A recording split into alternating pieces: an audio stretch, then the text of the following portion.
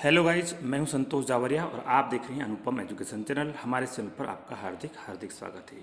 आज के इस वीडियो में हम आपको बताने जा रहे हैं कक्षा 11th वार्षिक परीक्षा 2021-22 की केमिस्ट्री सब्जेक्ट के क्वेश्चंस के आंसर।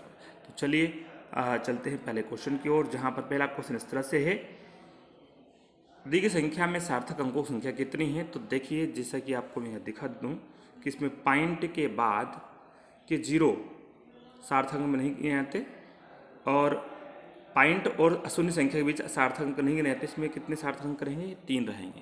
तो इसका राइट आंसर क्या रहेगा? 3 रहेगा। उसके बाद में अगला क्वेश्चन है, एक तत्व का परमाणु क्रमांक 11 है और उसके ऑक्साइड की प्रकृति क्या होगी। तो परमाणु क्रमांक 11 होने का मतलब वो सोडियम है और सोडियम क्या क्षार धातु होती है, क्योंकि उनके ऑक्साइड क्षारीय होते हैं। तो यहाँ पर है क्षारीय। हम जानते हैं कि फर्स्ट ग्रुप की जो धातु हैं उन्हें क्षारीय धातु कहते हैं और सेकेंड ग्रुप की धातु को क्षारीय मृदा धातु कहते हैं, इसलिए यहाँ पर ये क्षारीय होगा। अगला क्वेश्चन है, एक धातु का इलेक्ट्रॉन विन्यास 2, 8, 8 और 2 है। ये 2 हमारे लिए महत्वपूर्ण है। इसके ऑक्साइड का सूत्र क्या होगा? तो देखिए, ऑक्साइड का सूत्र बनाने के लिए एम और ओ लिखेंगे। एम की वैलेंसी कितनी? 2 है, तो 2 इधर लगाएं। ऑक्सीजन की वैलेंसी 2 होती है, 2 यहाँ लाएँ, 2 से 2 कैंसिल हो जाएगा, तो ऑक्साइड का सूत्र क्या बनेगा? MO बनेगा। अगले क्वेश्चन की ओर चलते हैं, यदि किसी जली विलयन के पीएच का मान 0 है तो वह विलयन कैसा होगा? जली विलयन के पीएच का मान 0 है तो वह अम्लीय होगा, क्योंकि हम देखते हैं कि 0 से 14 तक होता है। इधर ये अम्लीय होता है और इधर क्या होता है? क्षारीय होता है। अब जिसकी पीएच कितनी है? 0 है, तो 0 से 7 के बीच में जो भी होता है वो क्या होता है? अम्लीय होता है। 7 पे क्या होता है? क्षारीय होता है। 7 और 14 के बीच जो होता है वो क्या होता है? क्षारीय होता है। तो इस तरह से ये आप देख पा रहे हैं। अगला क्वेश्चन है, हीरे में कार्बन संयुक्ता कितनी होगी? तो कार्बन संयुक्ता कितनी होती है? 4 होती है ना, इसलिए यहाँ हीरे में कार्बन संयुक्ता कितनी होगी? 4 होगी। निम्नलिखित में किसमें मैग्नीशियम पाया जाता है? तो क्लोरोफिल है, उसमें मैग्नीशियम पाया जाता है।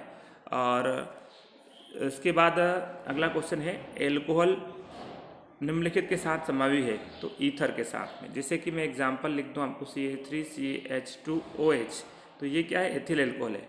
ये एथिल एल्कोहल, इसको हम इसका अणुसूत्र इस तरह से लिख सकते हैं, COCH3COCH3। तो ये क्या? डाइमेथिल ईथर हो गया। तो ये एल्कोहल और ईथर, तो एल्कोहल और ईथर क्या होते हैं? आपस में समावी होते हैं। चलिए अगले क्वेश्चन की ओर चलते हैं। अगला क्वेश्चन है, 7 ग्राम N2 का NTP पर आयतन क्या होगा? 7 ग्राम N2 का NTP पर आयतन कितना होगा? तो देखिए, N2 यानी कितना? 28 ग्राम। 28 ग्राम का जो NTP पर आयतन होता है 22.4 लीटर। तो हमें 7 ग्राम का चाहिए, तो ये कौन सा हिस्सा है? इसका चौथा हिस्सा है, तो इसका चौथा हिस्सा हम निकाल लेंगे। तो 4 अपन 20 पॉइंट लगाएंगे, 4 छंग 24, तो कितना होगा? 5.6 लीटर होगा। तो राइट आंसर क्या होगा? 5.6 होगा। उभयधर्मी ऑक्साइड क्या होता है? तो ये Al2O3 उभयधर्मी ऑक्साइड होता है। अणुरेखी है कौन सा? तो कार्बन डाइऑक्साइड जो होता है वो उसकी संरचना होती है रेखी होती है। अगला क्वेश्चन है, यौगिक का उपयोग जल के मृदुकरण के लिए किया जाता है? तो Na3PO4। उसके बाद में अधिकतम प्रकाश विद्युत प्रभाव कौन सा डालता है? सीजियम है, ये इस अधिकतम विद्युत प्रकाश प्रभाव डालते हैं। उसके बाद में अगला क्वेश्चन है, ज्यामिति समावयवता होती है तो ब्यूट 2 इनके अंतर्गत होती है। सर्वाधिक अम्लीय प्रकृति किसकी होती है? तो ये बेंजीन की होती है, C6H6, ऐसे बेंजीन कहते हैं। और यह भी इसकी एकांत क्रम में सिंगल बॉन्ड डबल बॉन्ड के कारण होती है। आगे की ओर चलते हैं। अगला क्वेश्चन हमारा इस तरह से है, वो है इलेक्ट्रॉन का द्रव्यमान। तो इलेक्ट्रॉन का द्रव्यमान होगा आपका फ वाला आंसर, यानी कि यहाँ नीचे लिखा हुआ है 9.1 × 10⁻31 kg। इसमें नीचे आप देख पा रहे हैं ये यहाँ पर। उसके बाद में अगला क्वेश्चन है, प्रबलतम आक्सीकारक। तो हमने देखा है फ्लोरीन सबसे प्रबलतम आक्सीकारक होता है, तो इस तरह से फ्लोरीन क्या हो जाएगा? प्रबलतम आक्सीकारक हो जाएगा। उसके बाद में अगला क्वेश्चन है, एंट्रॉपी की इकाई क्या होती है? तो जूल प्रति केल्विन प्रति मोल होती है। उसके बाद अगला है, नाभिकीय रिएक्टरों में मंदक के रूप में किसका? भारी जल का प्रयोग करते हैं? ये भारी जल D2O बोलते हैं, भारी जल बोलते हैं। अगला क्वेश्चन है, सबसे कम क्षारीय यहाँ पर जो 5वां है, यानी कि वो है H2O। उसके बाद में शून्य प्रेरणिक प्रभाव वो है न, यानी कि हाइड्रोजन आयन। उसके बाद में चलते हैं आयोडोफार्म सिल्वर चूर्ण से क्रिया करके क्या बनाता है, तो वो एसिटिलीन बनाता है, जैसे यानी कि एथाइन भी बोल सकते हैं, एसिटिलीन बनाता है। उसके बाद चलते हैं अगले क्वेश्चन की ओर है। अगला क्वेश्चन है यहाँ पर समस्थानिक का एक उदाहरण लिखिए। तो समस्थानिक में हाइड्रोजन के 3 समस्थानिक होते हैं, प्रोटियम, ड्यूटेरियम, टाइटियम। 1H1 1H2 इनके फार्मूले होते हैं 1H3, इस तरह से है प्रोटियम, ड्यूटेरियम एंड टाइटियम। उसके बाद में परमाणु के 3 मूलभूत कण कौन से होते हैं, तो इलेक्ट्रॉन, प्रोटॉन और न्यूट्रॉन, ये मूलभूत कण होते हैं। उसके बाद में ऊष्मागतिक की फलन अवस्था क्या है, तो ऊष्मागतिक की फलन अवस्था क्या है, तो देखिए जो ताप दाब आयतन और एंथैल्पी, ये क्या होते हैं, ऊष्मागतिक अवस्था फलन होते हैं। और उसके बाद आता है कार्बन तथा हाइड्रोजन के यौगिक क्या कहलाते हैं, तो कार्बन और हाइड्रोजन के यौगिक हाइड्रोकार्बन कहलाते हैं। क्या कहलाते हैं, हाइड्रोकार्बन कहलाते हैं। इसके बाद में अगला क्वेश्चन आता है अपरूप किसे कहते हैं, तो जब कोई तत्व एक से अधिक रूपों में पाया जाता है तो उसे अपरूप कहते हैं। जैसा कि आप लोग जानते हैं फास्फोरस के 2 अपरूप होते हैं, श्वेत फास्फोरस और लाल फास्फोरस। इस तरह से कार्बन के 3 अपरूप होते हैं, हीरा, ग्रेफाइट और फुल्लरीन।